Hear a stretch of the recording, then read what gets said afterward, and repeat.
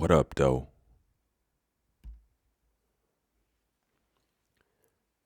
National Geographic, the United States government's relationship with the Native Americans. The Treaty of Fort Laramie of 1868 set apart for the American tribes who signed the treaties were not necessarily authorized under tribal law to do so.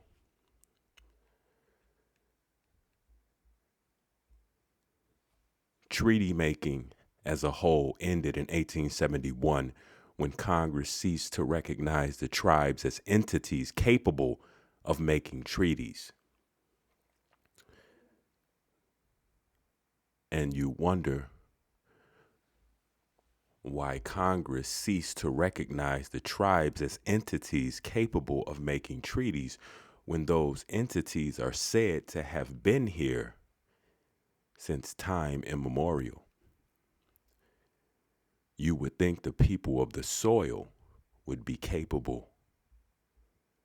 The Supreme Court decided in 1903 Congress had not had full power. The Supreme Court decided in 1903. 1903, that was yesterday. Congress had full power over Native American affairs and could override treaties. Now that they have full power in 1903 over Black affairs, Negro, African American, colored, mulatto affairs, properly American Indian affairs? Question mark. Supreme Court decided in 1903 Congress had full power over Native American affairs and could override treaties. Many of the treaties made before then, however, remained in force, at least to some extent. And the Supreme Court was occasionally asked to interpret them. One notable treaty with ongoing repercussions is the Treaty of Fort Laramie of 1868. Under that treaty, mind you, this is a treaty in 1868. Where was your family in 1868? I could tell you where mine was, or where were your people, I should say. I'll leave that burden with you. Under that treaty, the United States pledged, among other things, that the Great Sioux Lakota Reservation, including the Black Hills, would be set apart for the absolute and undisturbed use and occupation of the Lakota Nation. Although neither side fully complied with the treaty's terms, with the discovery of gold in the area, the United States sought to buy back the Black Hills. The Lakota rejected the offer, resulting in the Black Hills War, which included Custer's last stand at the Battle of Little Bighorn. Now, what you must ask yourself, who are the Lakota and who were they? I don't want to know what you think or who you think they are. You have to dig and find out who the Lakota really are and who they were. Finally, in 1877, Congress went back on the original treaty and passed an act reclaiming the Black Hills. In 1923, the Lakota sued. 60 years later, the Supreme Court determined the annulment was a taking under the Fifth Amendment and that the tribe was owed just compensation plus interest starting from 1877. Now, if you don't know what a taking is, I have spoken about a taking. I believe it's in a show I did called Freaky Tales, Squat Routine. I think it speaks about what a taking means. The tribe has refused to accept payment, however, and is still seeking return of the land. As of 2018, the amount due appears to be around $1 billion. The Removal Act of 1830 authorized President Andrew Jackson to negotiate for the removal and resettlement of Native American tribes. Native American tribes. What is a Native American?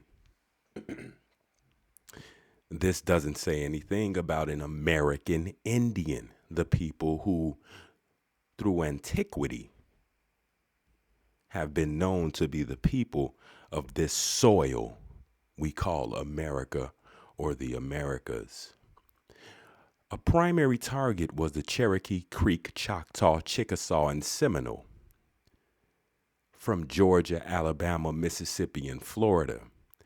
This resulted in the series of forcible removals. The status of the Native American tribes with respect to the states is complicated. The Supreme Court did determine in 1987 that states cannot regulate Native American gaming enterprises.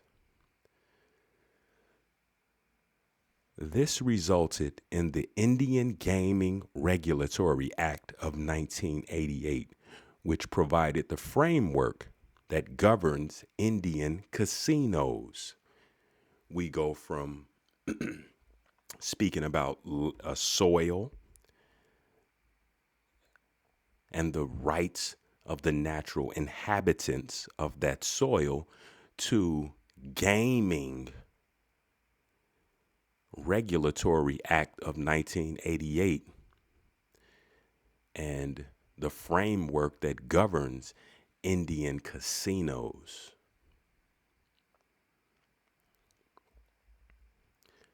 This is from PMC. The genetic legacy of the Manila galleon trade in Mexico.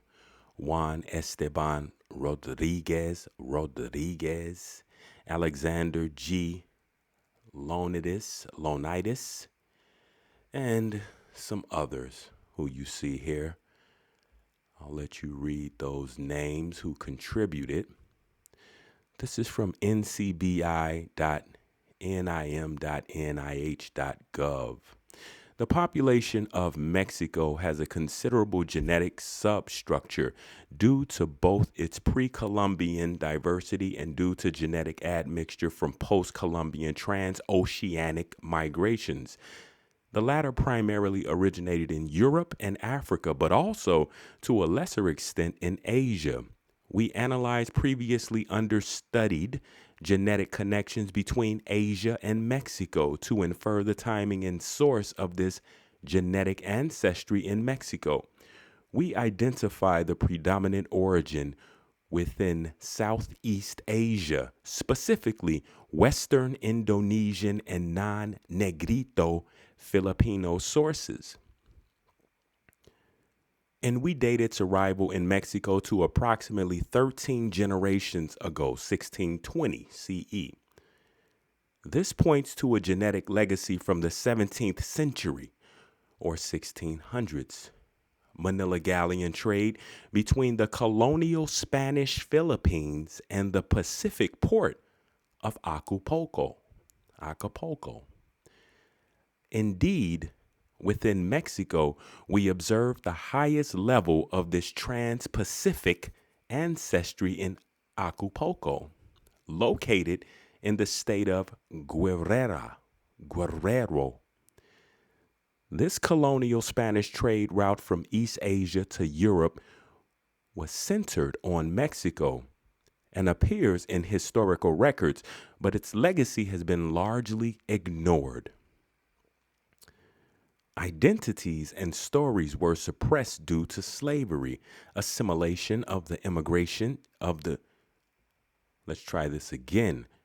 Identities and stories were suppressed due to slavery, assimilation of the immigrants as Indios, and incomplete historical records. Identities, we're speaking East Asia to Europe, was centered on Mexico. We're speaking the Trans Pacific ancestry. Identities and stories were suppressed due to slavery, assimilation of the immigrants as Indios, and incomplete historical records, assimilation of the immigrants as Indians. Around the 17th century, admixture began to increase, and by the independence of Mexico in the 19th century, admixed citizen accounted for up to 40% of the population of Mexico.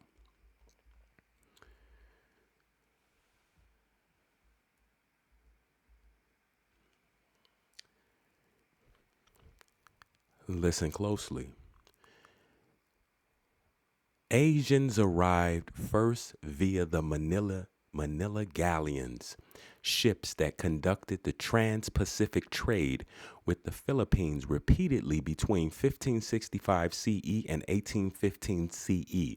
The largest period of such migration occurred in the 17th century, compensating for the diminished labor force following the indigenous demographic collapse. Some Asian individuals traveled freely to Mexico, but many other were slaves from the Manila, where a third of the population was enslaved indigenous Southeast Asian groups.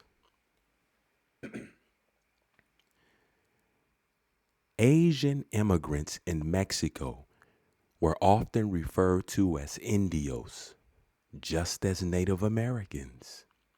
And this identity was often embraced by these slaves in order to demand liberation at legal courts. I don't know if y'all heard me. I don't know if y'all heard me.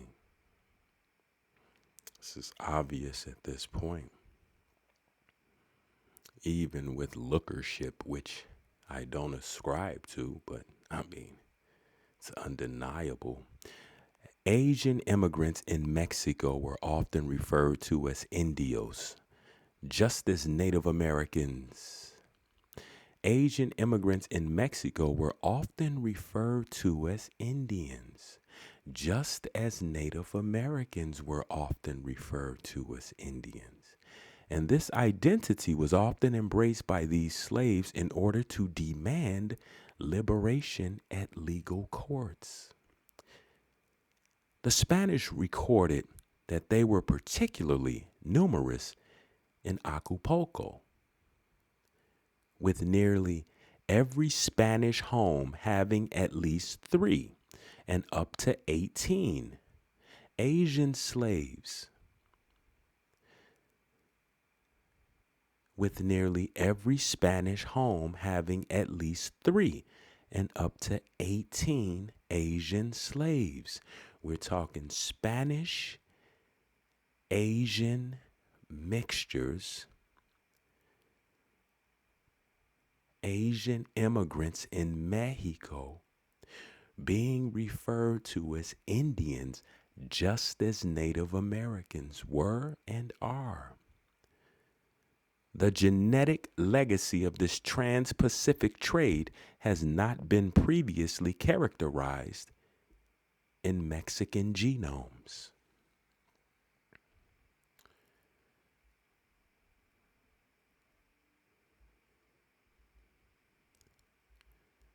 This is a picture of a Native American that I got from a show where Native Americans, I believe they were speaking about Columbus Day. I mean, I'm not saying this woman's a Native, this female's a Native American. This is what she said about herself. She identified herself as a Native American. I mean, I don't have any issue with that. She's a Native American. She's a Native American. Pay close attention.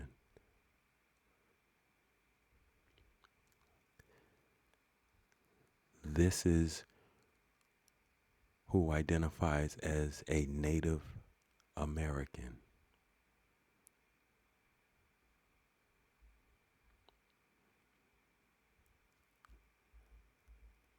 This little lady is Siberian. She is Siberian, East Asian, or East Afro-Eurasian, however you see it. Okay. This is a Native American. Native American and Siberian.